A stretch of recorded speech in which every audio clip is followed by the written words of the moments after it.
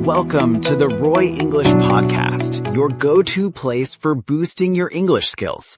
I'm Roy, and with me today is my wonderful co-host, Lily. Hi, everyone. So glad to be here, Roy. What exciting topic do we have for our listeners today? Today, we're diving into essential professional English. If you want to sound more confident and clear in business meetings and workplace conversations, this episode is for you. We have 8 fantastic phrases to teach you. That sounds incredibly useful. Business English can sometimes feel a bit tricky, especially with all the common phrases native speakers use. Exactly. These phrases will help you navigate professional conversations with confidence and clarity, from starting a discussion to wrapping things up. And remember, you can find today's vocabulary list in the video description below. Let's get started. I'm ready.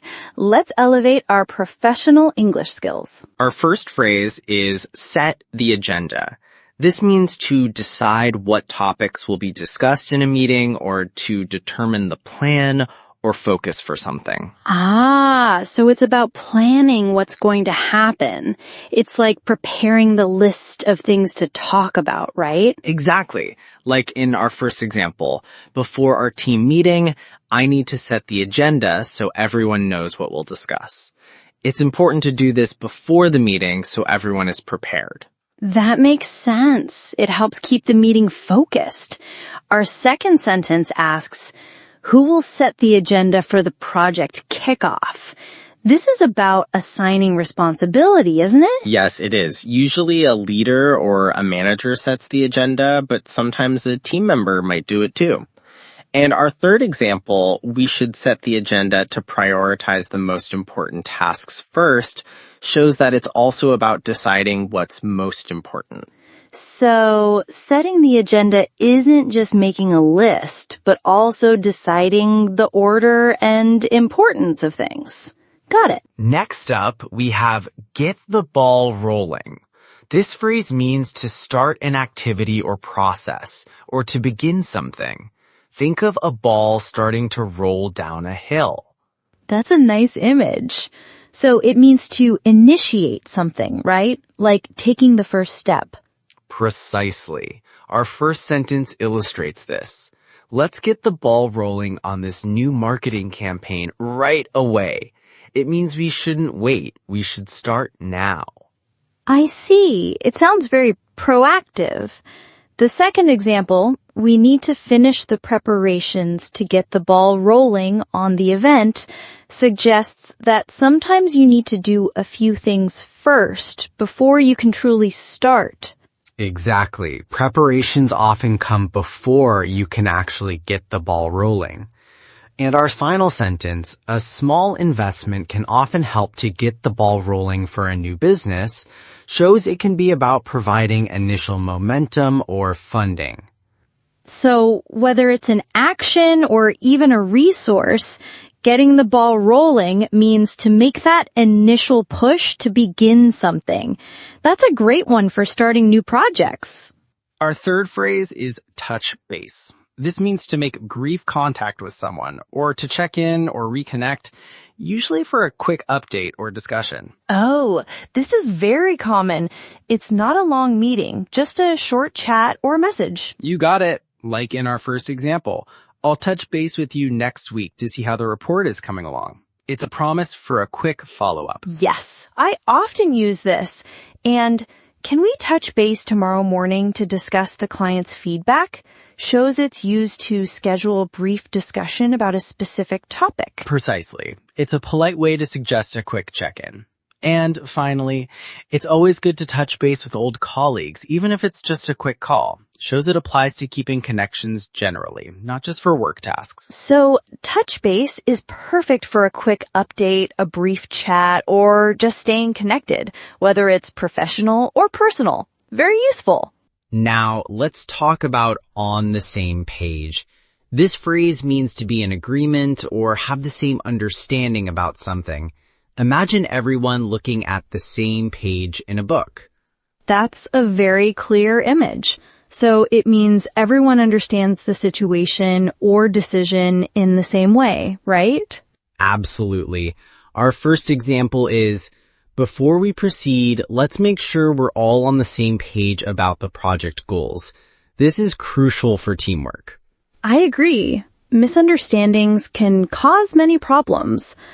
And after the discussion, I think we're finally on the same page regarding the budget, implies that it took some effort to reach that shared understanding. Exactly. Sometimes you need a discussion to get everyone on the same page. Our last sentence, it's important for the whole team to be on the same page to avoid confusion, emphasizes why this is so important in any group work. So, being on the same page is all about shared understanding and agreement, which is key for any successful collaboration. No one wants confusion. Our fifth phrase is circle back. This means to return to a previous topic or task later, or to discuss something again at a later time. It's like making a circle and coming back to the starting point. I love this one. It's perfect for when you need to postpone a discussion without forgetting about it. So let's circle back to it after we've covered the main points. Means we'll talk about it, just not right now. Yes, it helps keep a meeting on track while still acknowledging an important point. Our second example, I'm busy now, but I'll circle back with you on that email later this afternoon, shows it can also be used for individual tasks or communication. That's really useful for managing your time and letting someone know you'll get back to them. And if we don't have time to finish this today, we can circle back to it tomorrow. Indicates it's also about managing project timelines. Absolutely. It's a polite and professional way to say, let's revisit this or let's resume this. It keeps communication open.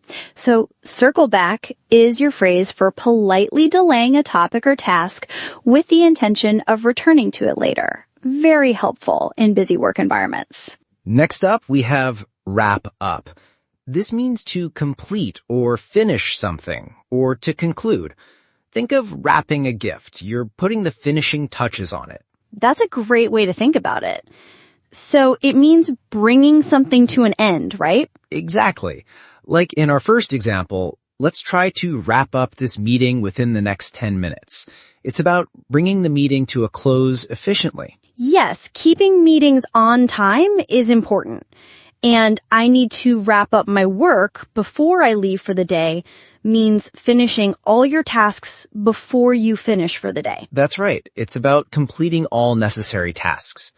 And our third sentence, after a long day, I'm ready to wrap things up and go home, shows it can be used in a more general sense about ending your day.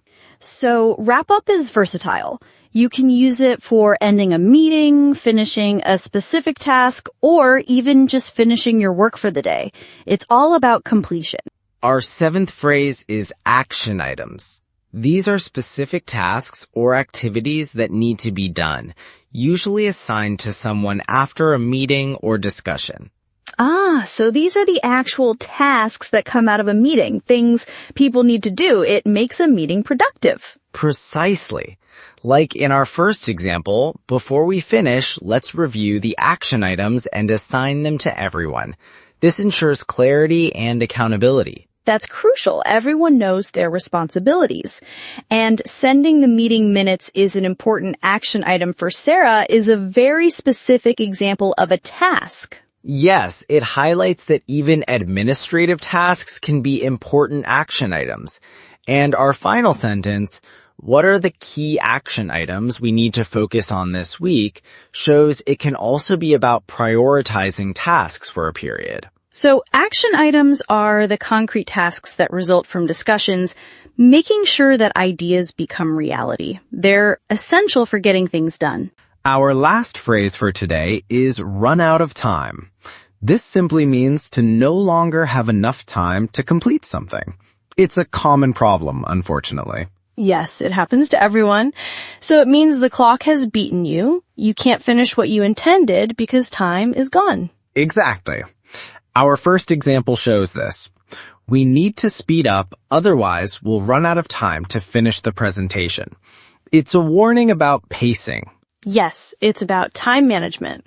And I'm sorry we've run out of time for more questions today is something you often hear at the end of a Q&A session. It's a polite way to end a session when the scheduled time is up.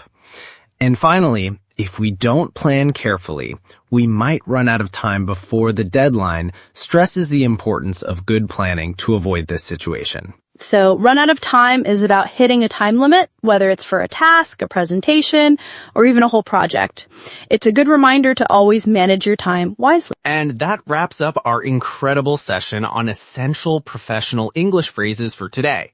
We've covered set the agenda, get the ball rolling, touch base, on the same page, circle back, wrap up, action items, and run out of time. What a fantastic set of phrases, Roy. These will truly help our listeners sound more professional and confident in their workplace interactions. I can already think of so many situations where these would be useful. I'm glad to hear that, Lily. Remember, practice makes perfect. Try to use these phrases in your next meeting or conversation. The more you use them, the more natural they'll become. Absolutely. And don't forget to check the video description for today's vocabulary list. Thank you for joining us on the Roy English Podcast. Thank you for listening. We hope you enjoyed today's episode and learned something new. Join us next time for more English learning tips and tricks. See you next time.